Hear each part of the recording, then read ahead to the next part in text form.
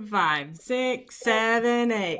Hello. Hi, everybody. I'm Katie Boyson, I'm Katie Duffy. and this is the Smart in Public podcast. Now, this is a podcast that discusses business, careers, and life through the eyes of public relations and communications experts. But we have a different kind of expert on today. Before I introduce her, let me tee you up to what we're going to talk about. So it's really about this partnership between comms and execs. So we all know that it's critical for success, but it can also be super complicated. That's why we have Pip Marlow here with us today. She's a non-executive director. She's the former CEO of Salesforce for Australia and New Zealand, Suncorp executive and former MD of Microsoft Australia. And today we're going to talk about the importance of comms and execs relationships, how to build a strong working relationship between comms and the C-suite, whether comms people can make good board members, and all things comms through how execs like to work with us. So thank you, Pip, for being here. Welcome. Thanks, guys. It's good to see the Katies today. I'm very excited to spend some time with you both. And Katie Boyson, seriously, you're making me want to lift my hair game. I'm not going to lie. Oh my She's God. just got the mane of dreams, that Katie Boyson, doesn't she? Seriously, I've got a little bit of envy going on. Tell me more. Talk about me. The rest of the 45 minutes. As much as we'd love to talk about Katie's hair for 45 minutes. Pip, Katie alluded to some of the roles that you've had and a little bit on your career journey, but we'd love to hear it from you, kind of where you've been, where you got to, and what you're doing today. Well, I guess maybe it starts from those early days. I'm from New Zealand, which you both know.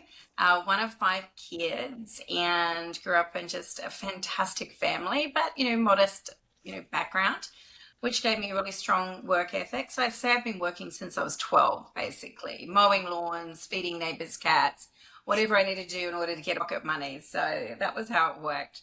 But ultimately, I've got two dogs who like to join in the podcast occasionally, so we can talk cavoodles later.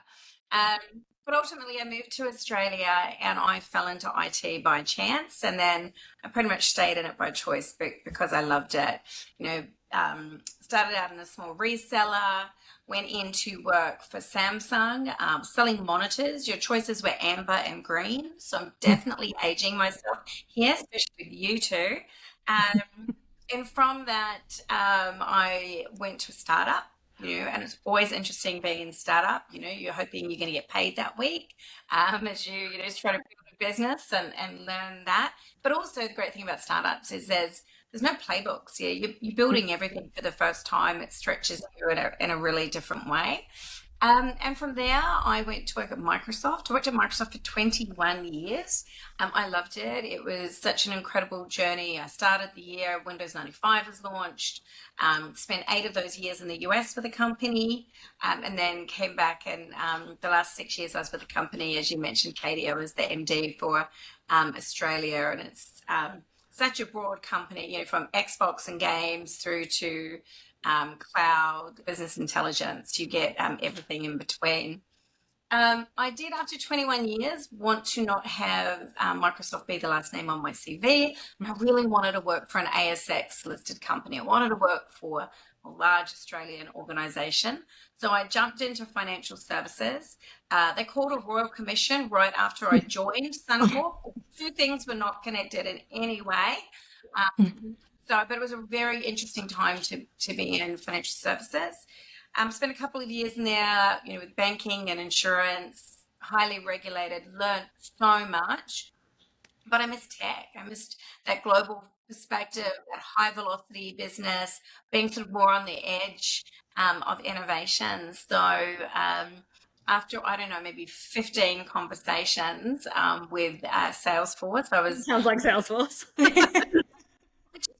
wasn't, sure, if I wanted to go back into tech in that space. And I also was struggling because I felt I was cheating on Microsoft, like cheating on a really good boyfriend who'd been amazing to me, that I'd broken up with because it was me, not him, but I still felt very loyal to them. And it was a bit of adjustment. But anyway, I went and I did 4 years there, met the fabulous Katies and more, and then moved on to non-exec career after 4 years there. So that sort of is the around the grounds.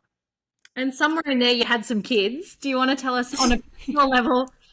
No, How could I forget them? but you're a beautiful mum as well, so I think it's important to talk about that Look, too. I'm mum, I'm Uber, I'm PayPal. I play a lot of roles in their lives. Um, while I was in the US, I met a Scotsman. I say that's where you go to meet all good Scotsmen in Seattle. And we had two children. We had very challenging pregnancies, very hard time. But we got Sophie and Lucy at the other end of that, which was fantastic. Sophie is 23, working in financial services, and Lucy is currently on exchange in Texas. And I have to say, some things are just better left unsaid. Although she was at the Longhorns game in the weekend, and they won, and Matthew McConaughey was also at the Longhorns game. He's Oh a my big fan. gosh. I bet as an Australian getting that college experience in the US, it's absolutely unmatched. It's something my husband always talks about, like, oh, I just wish I went to uni in America to have that, the football and all that kind of stuff. Yeah, we just don't really have the same thing here. I mean, we have colleges at some of the unis, and I know your girls have been part of that, but yeah, it's just not quite the same. And it's also every movie we've grown up with as Australians, like American teen movies, have been that college experience. We just don't really have the same thing. She does say the games are really, really long. So rugby union, keep up the good work. You don't go to those events. But she's only doing a semester, but story for another day. But her first night in her apartment, the apartment burnt down. The building's condemned. So Oh my God. it has been a exciting transition to Texas. Yeah. So Adventure is adversity recalled. So I feel like it'll be a great story one day. that's Yeah. exactly right. Yeah. And we always, when we have our guests on, like to share a few stories of our guests. And so we thought we'd share a couple of Pip Marlow's stories. Boyson, do you want to go first or do you want me to go first? Yeah, I'll kick it off. So I think one of the things that makes me think back of working with Pip, and this is just going to be a fun one, is we would have our one-on-ones every week. I would come so prepared. I was so nervous. Pip was the very first kind of C-level executive that I was responsible for managing. And she would always show up and be like, so what skincare are you using? What's the dish on the skincare? Who love that? That stuff's fantastic. Bomb 27, shout out to you. But that was just something really meant a lot to me in terms of you wanting to get to know me as a person. And it actually helped me, I think, become better because I could loosen up and be authentic and know that I could speak freely and kind of and think creatively. So that's just one of the big things that always sticks with me. There's many like career focused experiences that stick in my mind in working with you, but something that about that skincare chat every week was stuck with me. Life-giving. Yeah. Mine is also more personal than probably careers, but obviously, Pip, you've had a big impact on us at a personal level. And mine is like when you started at Salesforce, I think I was about 31 weeks pregnant with my first baby. And it was like, I think it was October maybe. And then I was due like first week of January, something like that. So we had a very fast runway to get to know each other before I was out to go on mat leave. But also just in general, I was kind of winding down, trying to figure out my transition plan, all of that sort of stuff. And so, we had this short window. I'm heavily pregnant, and then I go out just before Christmas. And then I have my baby. I had Noah on January 6th, so first week of January. And lo and behold, there arrives a beautiful gift from Pip, which was a money box for Noah. And it was the first gift I got from someone from work.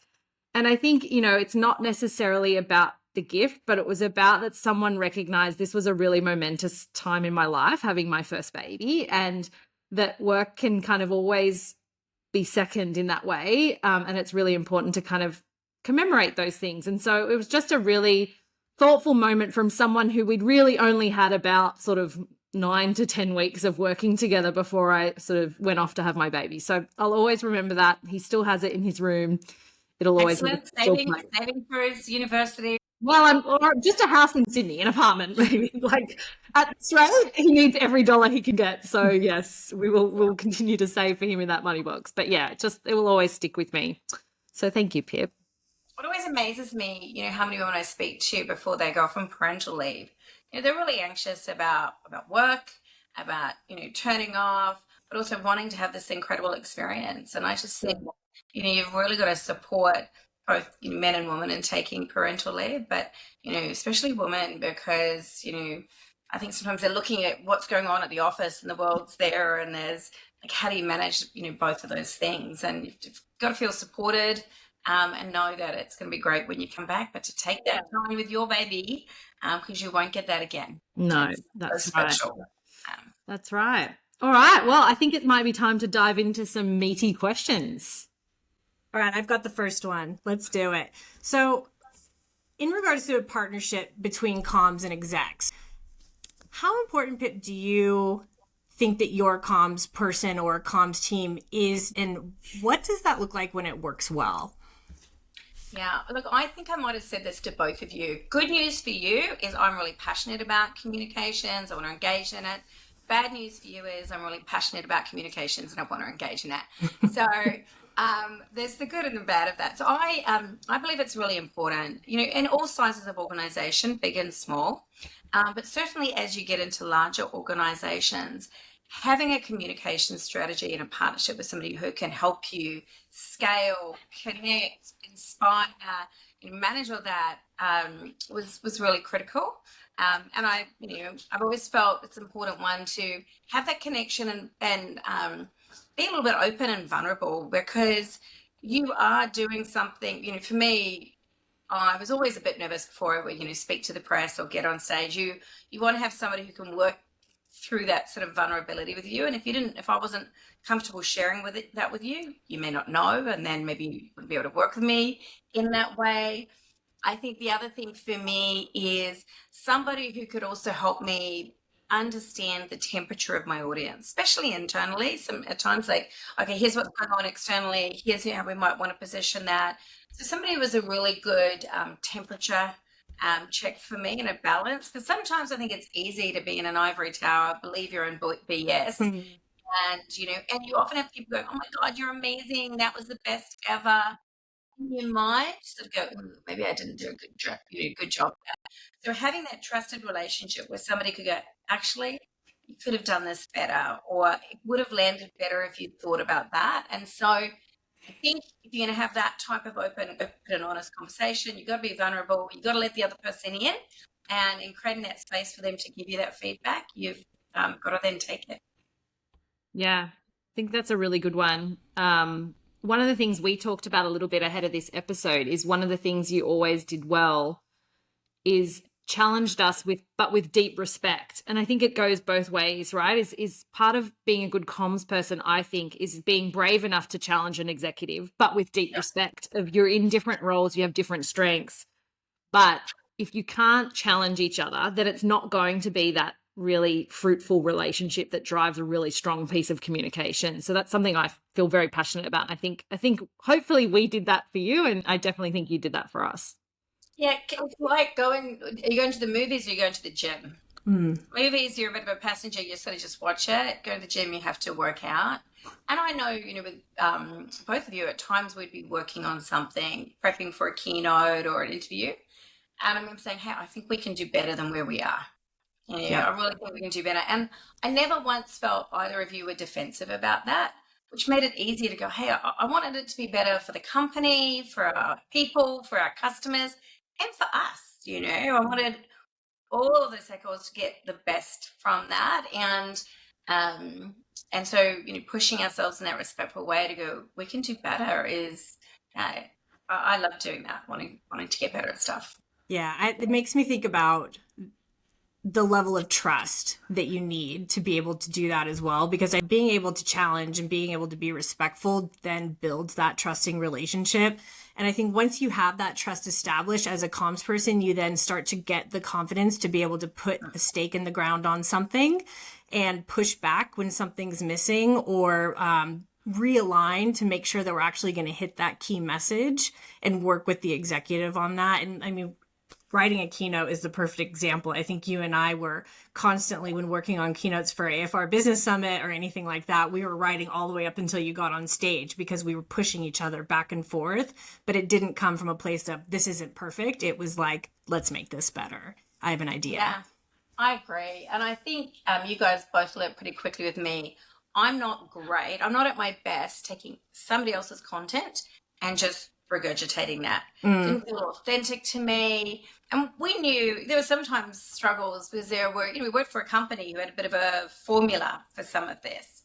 And I remember coming into some external keynotes and they're like, oh, this is how we do that. And I was like, well, if you really want somebody to do that, maybe you should have somebody else deliver that because it's maybe not authentic to me. And then it was interesting in that situation when I, challenged that, suddenly they're like, oh, no, you can do something different.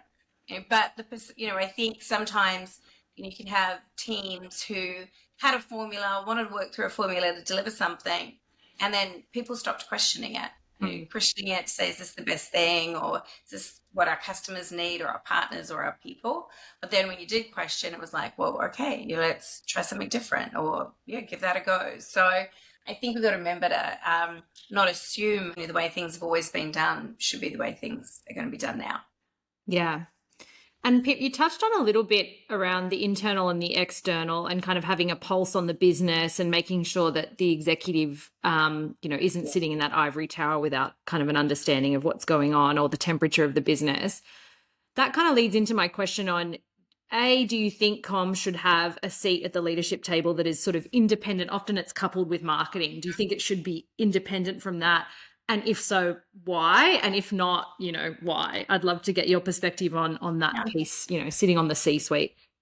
So I think if you are going to use comms as a strategic partner internally and externally, I think they need to have an understanding of the business, the executive, not just the CEO, but more broadly the executive, the challenges, the business, the customer engagement. So yes, I think they need to be in the room and you had a seat at that table, regardless of where you report. Okay. So there is reporting structures and there is inclusion in the room. And those two things can be different, they can be the same, but they also can be different. But I think if you don't have a seat at the table, I think it's really, really difficult then to help your executive team take that strategy, take those challenge and help message and communicate that with perspective, with empathy, with a depth of understanding. And for me, it's also more efficient. I mean, otherwise, I brief you again on all that stuff, I'm a little time poor. So I think it's good for the comms person, but I also think for me as an executive, it allowed for, better efficiency and knowledge transfer.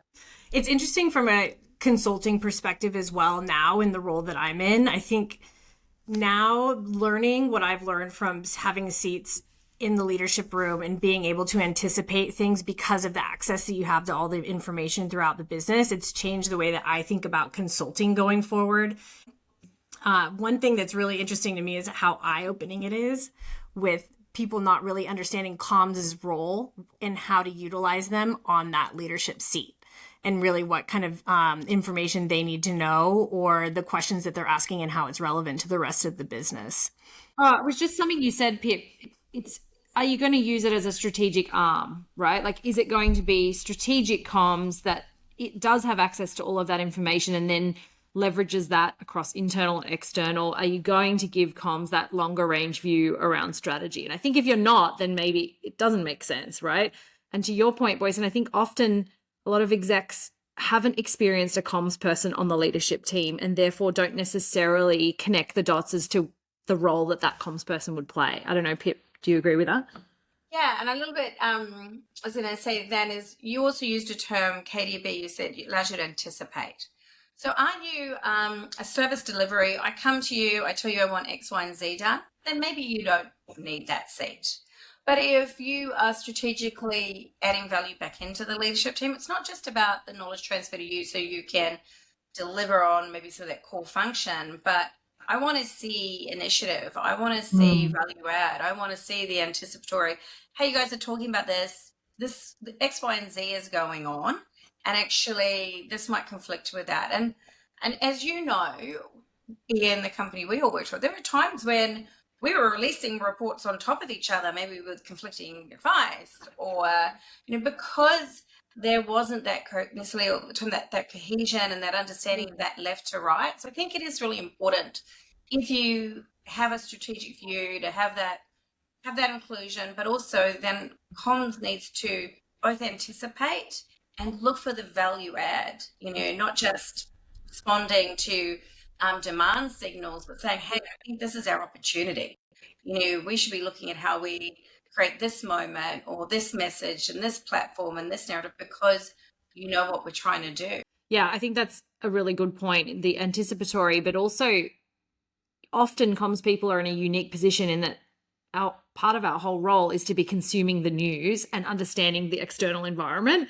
And I think probably more so than other people who are sitting on that leadership team, or hopefully, because that's the role and you need to have that. And so I think bringing that in to say, I read this piece and it's really interesting. We're starting to see this turn in the public and this is what I think, so I agree. I think if we can play that role, then it makes sense to sit on that leadership team.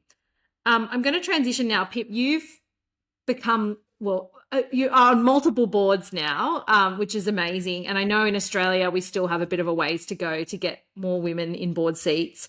I'm sure in America it's similar. I'm interested in your perspective broadly on women on boards and how we can kind of change the motion around that, but also, if we're comms people who ultimately maybe aspire to be in that position at some point, what do you think we should be doing to get there? And do you think we would make good board members?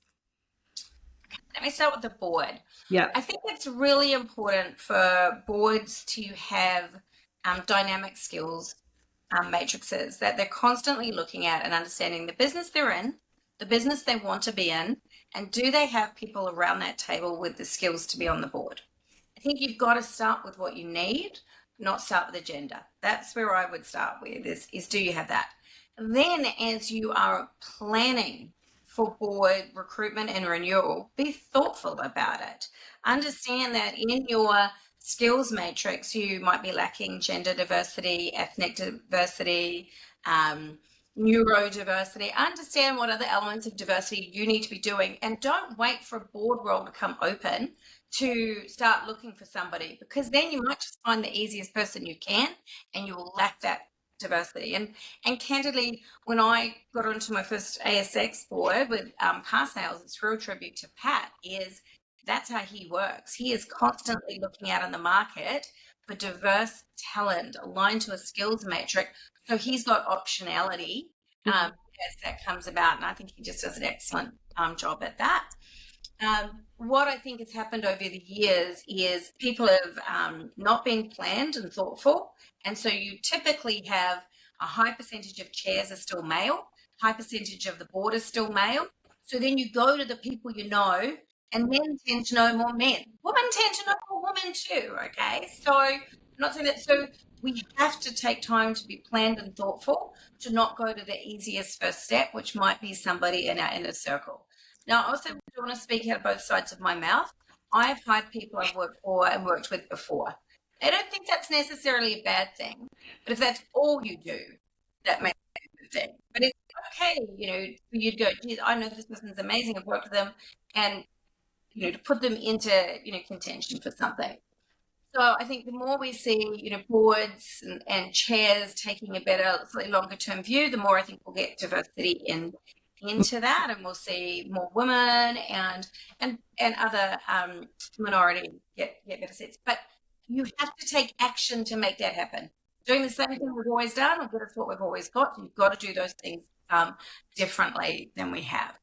Then the second part is, comms people on board. I think the answer is the true for any function. Comms, legal, finance, CEO, sales, marketer.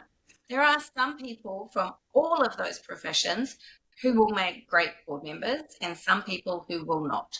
So I don't think a higher order bet is the function you come from, okay?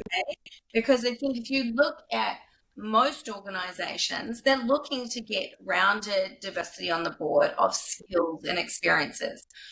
I sat in a number of boards, one particular board, where actually it's had a lot of crisis. Having some really good comms and PR in there, amazing. You'd have been spiking into your skills all the time. But you still need to contribute outside of the area you spike into. So if you're a comms expert or a marketing expert and you're going through the audit papers, you better engage. Your responsibility as a director, you need to understand those numbers. You need to be able to participate in that dialogue. And so I think more and more it is making sure that across the fabric of the board, everybody can contribute as generalists.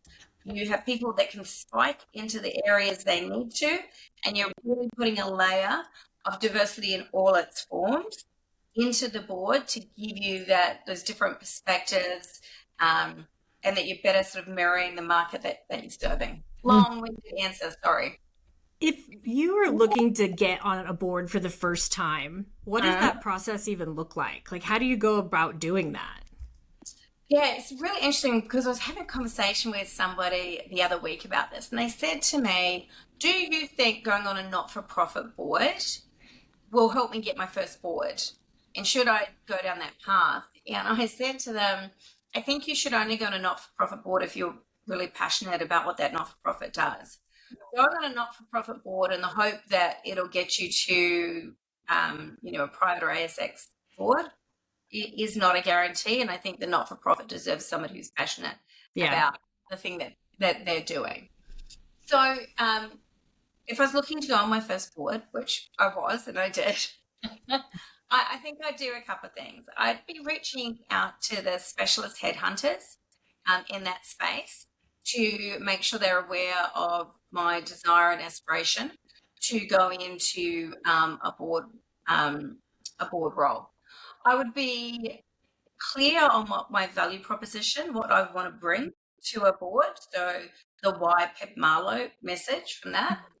And I would be clear on if there were certain companies or industries I was really keen to go into or not into. So for me, for example, I said to headhunters as I was talking to them, I won't do gambling, I wouldn't do tobacco, I wouldn't do weapons, I wouldn't do mining, but I would do energy, I would do health, I would do education, I would do digital, I would do media.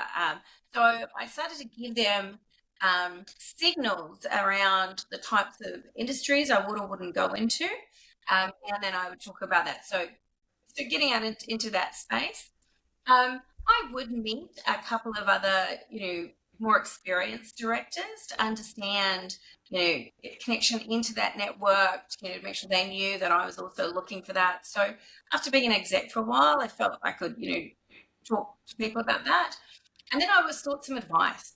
I sought some advice from people I really valued around how I should be thinking about my board career, how I should be thinking about what sort of boards and what to look for. Because I think for me, I wanted to make sure coming out of exec, I just didn't take the first thing. That, my desire to go on a board and go, oh, this one's called me, this said it like it got, it might not be the right. And just, talking through with some people I really valued and trusted in that regard really, really helped me sort of formulate more of a plan. I'm going to take us in a little bit of a different direction. Unless, Stephanie, do you have any more questions on the board? No, I just think there's so much of that is applicable in so many other areas as well. Even as you said that, Pip, I was thinking, I'm not working at the moment, and there is a temptation that, the first job that comes along, you go, oh, well, someone wants me, so, I should take this. And just having that moment of like, actually, I'm going to be strategic about this. And I am privileged and fortunate enough to have the time to do that. But I think that is an important lesson. So I'm just, I think there's a lot of, even boards or no boards, there's some really insightful stuff in that. Katie, and I want to touch on that because I used to give the advice to people, it's better to find a job from a job. I apologize to everybody I ever said that to. I don't think it is better. I think it is one way. It is not the only way. And 3 women I deeply admire, Kate Burley, Karen Stocks, Jane Huxley, all showed me that they could leave a job, take some time off, reset, and go on and continue to have amazing careers. And I think about why I used to give that advice. I think part of it was my own insecurity. Like, oh my God, what if I left? And what if nobody else wanted to hire me? I think I was giving people advice because of my insecurities, not necessarily what was good for them. So yes, finding a job from a job's one path. Sometimes the right thing to do for you is to take a break and reset. So think about all those options, back yourself, especially, and I recognize you said you have the time and the financial ability to do that. Not everybody has that privilege, and I do understand that. But, think about that. So if you have to find a job from the one you're in, if you don't have that opportunity, run to something, not from something, is what I would say. Don't if you're saying, what are you looking for? Where is it? What are you missing? And then take the time to find the job that gives you what you're looking for versus I just want to leave here and get out and taking the first thing. And so I have changed the advice I've given people after some reflection on that and some inspiration from some amazing women. Well, that's a good segue into advice, boys. Yeah. So maybe you can ask your next question. I was just going to say, I'm glad that I asked and led us into this direction. So, Pip, you're really big on mentorship. You talk a lot about it. You have, at least with me. I don't know if that's been public. Just you, you're the only one. Yeah, just me. Just our one-on-one chats. But I know that comms people are always hungry and looking for mentorships. What would you recommend to people who are, one, a mentor and want to be better at supporting their mentee, and two, someone who wants to be a mentor and doesn't know where to get started? Okay, I'm going to do the second one first, just to like throw it all up in the air. You're crazy. I know, right? So somebody who, is looking for a mentor, I would say avoid what I would call a rookie error. I think sometimes when people want mentors, they always look up in the organization. They're looking for the person with a title.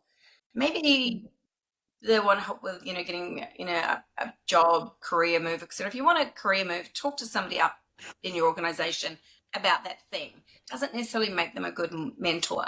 So don't rely on somebody's title or just, hierarchy in the organization to be the only thing that drives your selection, or where you look for mentors. I would then say, think about what you're looking for your mentor. Over different times, I've looked for different things from mentors. When I moved into financial services, I was like, oh my goodness, there's a whole different language, different power structures. I really wanted somebody who'd been in that industry and who could help me situationally with knowledge and the industry. Yeah. When I moved to be a manager of manager, I wanted somebody who could help me think about leading managers versus leading individual contributors, and making that adjustment. Now I've got some people I'm talking to about helping me transition to be in the board because they've made that transition from exec. So think about the thing that you need and who might help you with it. And I think mentors don't have to be a 5-10 year relationship. They can help you for a year and doing that. Sponsors often are a longer term relationship, but mentors can be situational and can have an end date, and that's completely okay. So that's what I would say if you're on that. Now, if you were, if you are the mentor and you're thinking about, how you can be a great mentee, I think about a couple of things in that. I do think about really trying to make sure it's a good fit with the person, like on the other side of that, what are they looking for? And sometimes what they're looking for, I'm not great at. So I'm not afraid to say no to somebody who asks me if I don't feel like I can either give them the time they deserve or have the skills, experience, or capability to do that. You're doing them a favor saying no if you can't give them the time or the expertise they need. I do think avoiding these things turning into coffee catch-ups. You know what I mean? I can have coffee with people. I love a coffee. Coffee, tea, water, wine. I'm quite accomplished at all of those. But that's not what it's about. It's about, okay, you want to do something. You want to get better at something. You want to learn something. Are we both holding ourselves to a really good standard around that? That doesn't mean we don't start by having a bit of a chit-chat. Maybe I want to know about your case, your fab hair, your skincare, or your family, or your marathon you've just run. Of course, I care about you as a human. But if you wanted to really work on some things, am I helping you do that? And how are we actually making sure we are? And so one of the things I do with people I mentor is I have the first meeting calendared and the last meeting calendar. I generally run that for a year, and so we'll check it into it at the end of the year. And then I say the rest is sort of up to you in the middle. You schedule the rest, and we will, at the end of everything, there will be some things we agree we're going to talk about at the next one. I note that. And I want to see, the mentee putting in as much as I am for them and for me, and then holding ourselves accountable if we do that or if we don't do that. I love that. I think a lot of people fall into the let's have a coffee sort of trap because it feels more human. Comfortable. It's lovely. Yeah, but it doesn't necessarily yield what you're talking about in terms of a real meaningful, like, this is what I want to work on. How are we going to get to that? And this is why, love that. One of the things that you taught me, Pip, was if you don't have the mentor-mentee specific relationship, something else that you can also think of is like, who is your personal board of directors, and who can you put on your board of directors, and select a variety of people that maybe you touch in with when you need advice, and that's it.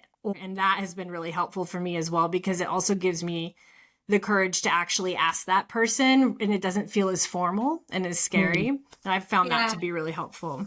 Yeah, I agree. Like, I've got like Tracy Fellows on the board of REA, Woolies, Trademan New Zealand. She's got this great exec career and now a board career, and she has been priceless and helping me think about this transition into board roles. And we have such a trusted relationship. Because there's brilliant friendship there as well. But having that sort of person there, I think, it's not a formal mentorship. But yeah, it's made a real difference. Boyce, I think you had one other question you were going to dive in with. I did. I had a shower thought last night, and I thought of another question that I wanted to. Exactly. So you've spoken in front of media, in front of audiences, and you admitted earlier, you get nervous, you want to be prepped, and as a spokesperson, you put a lot of work into it. For the executives that are kind of listening out there and they're just embarking on their very first spokesperson journey, what advice would you give to new spokespeople in how to be authentic, how to hit key messages? Like, how do you prep for that? Yeah, I've had a lot of coaching from people like you and others, which is really helpful. So I'd say prepare. As I said to you earlier, I need to co-create.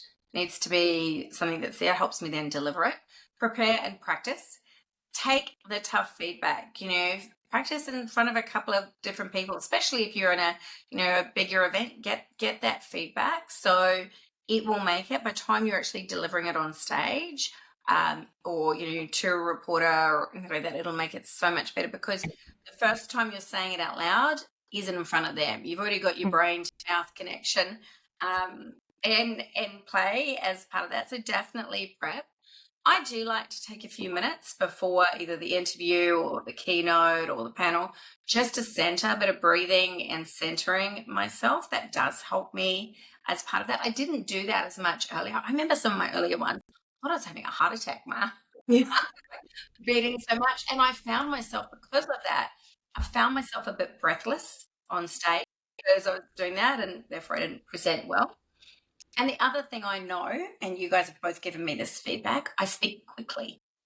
And so I try and look for a few cues. And I think I've asked both of you on occasions to signal me a slow down, because I can be in the middle of something and not realize that this is going at 100 miles an hour, this mouth of mine. So having people who can help you and give you that little visual on the things that you're still working on is great.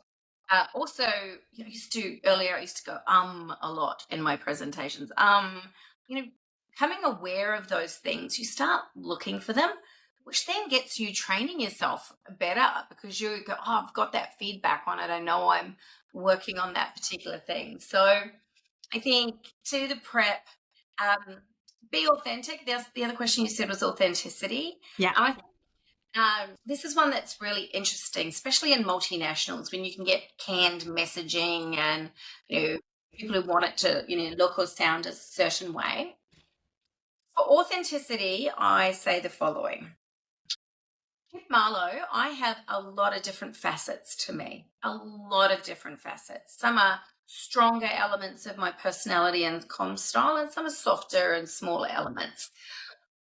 What part of me is required for this particular interview, panel, keynote experience? And if I tap into that, I can bring that part of me out authentically. I always used to joke and say, look, I'm a really funny person, but actually maybe this doesn't need comedy. Maybe that's not part of me that I need to be bringing out right now. It's something else. And so finding and recognizing those different facets of yourself and then tapping into that allows you to feel authentic about that part of you, even if it's not, the most predominant part of you. I think that also helps you. I think sometimes the challenge is, you've got this company messaging, and for the most part, you're aligned with it, but it sounds like everybody else. And so I think that's where that's where you can bring in to say, well, actually, the part of the company that I'm most passionate about is this. So I'm going to drill down a little bit deeper into that bit because that's me and I love that. That's why I'm here. That's why I'm working for this company. And then that way it still is company messaging, but you're authentically aligning to who you are and why you're at the company. 100%. Yeah. 100%. I think that's the thing, when people are struggling with authenticity, it comes through, yes? Yeah. It comes through in presentations, it comes through in how they're feeling, and that I think comes through to the people you're talking to. And I think culturally too, it's always interesting because there are different cultures. We've worked in international organizations where bring that in, helping coach international speakers connect to Australian audiences. Yeah. There's always this connection about how aware are we of that. Yeah. And finding a personal story that ties into it, or a conversation that you had with a customer or something like that, also kind of not only feels more authentic, but it also helps you level set in your own story before you dive into what you have to remember that you have to say. Yeah, I agree. I love that. And I think that's the thing, because you're not making stuff up. Yeah. Just telling your truth, your lived experience, which I then think just rolls off the tongue better. Yeah. I'm going to throw in a curly one as well, just for fun, before we get into our dumb in private moments. Pip, I'm trying to think of a way to frame this because I hate the question of like the working mum question, right? So I'm going to frame it in, you and your husband seem like a great team, and you are a highly successful executive, and a mum at that. So, do you have advice, or how have you navigated as a team raising your girls and having, a successful and very busy and full-on career? Yeah. So, I do happen to have a fantastic husband, but there were some days I didn't think that. And I'm sure there's some days he didn't think that about me. Not that I wasn't a fantastic husband, but all right. So,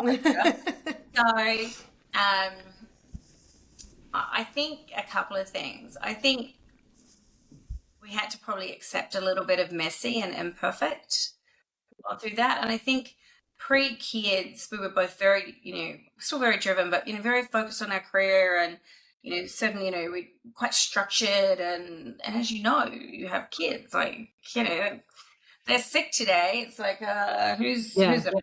Yeah, we're both working. So I think, and I don't think I started out there, but I think I got better at accepting the messy and the imperfect. I think I got more comfortable advocating for myself, especially in those early years at work. I remember being at a meeting in Seattle, and it was supposed to be a 5 to 6 meeting. Richie was traveling and I had to get to daycare to pick up the girls. And the meeting the exec was on the other side of campus. It was, the clock was moving and moving closer to 6, and I had to get to 6:30. And I was in a room. I was the only woman in the room, and pretty much everybody else had a stay-at-home wife. Was not under the same time pressure I was under at that moment. Now, I could have been a guy in the same situation, but on that occasion it wasn't. And it got to a point I said, I have to go. Meeting hadn't started. It was 15 minutes before the meeting was due to end. And I felt sick.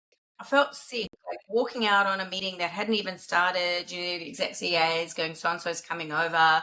Should be there in another 5-10 minutes. I'm like, can't do it. It's better for me to leave right now than 5 minutes into the meeting. So I sent a text, etc. But I'd say at that point I felt quite like anxious and nervous.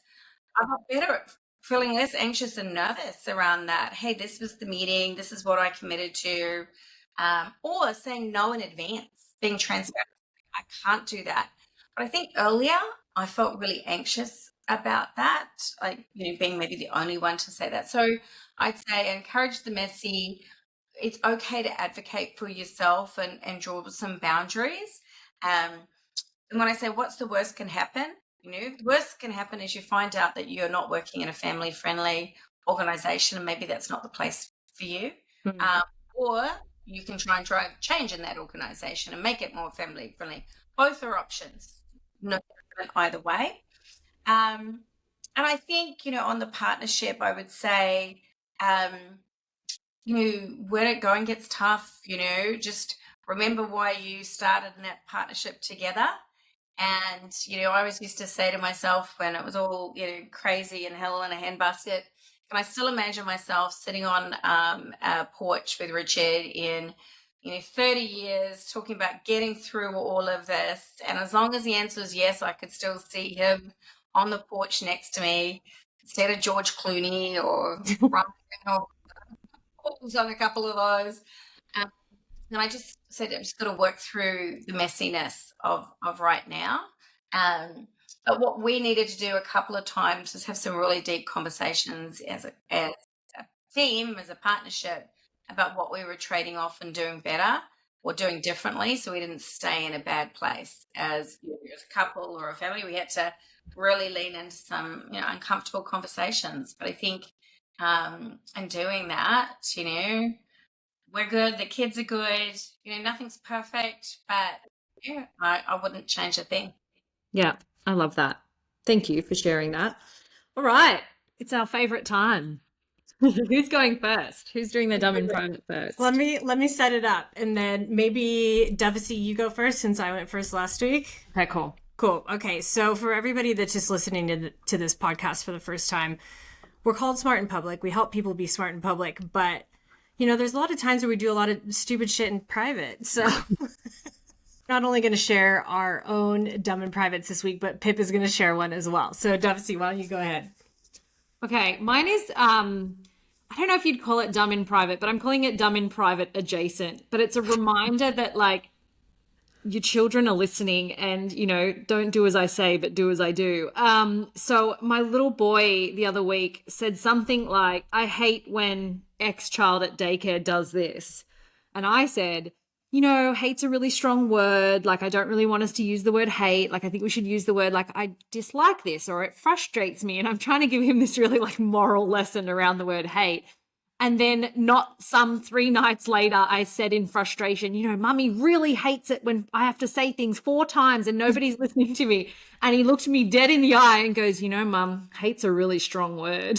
And I was like, oh no, we've reached the point where now I actually have to follow through on these strong moral lessons that I've been delivering. So that's my kind of dumb in private, is remembering that a 4-year-old will school me anytime he gets. So that's mine.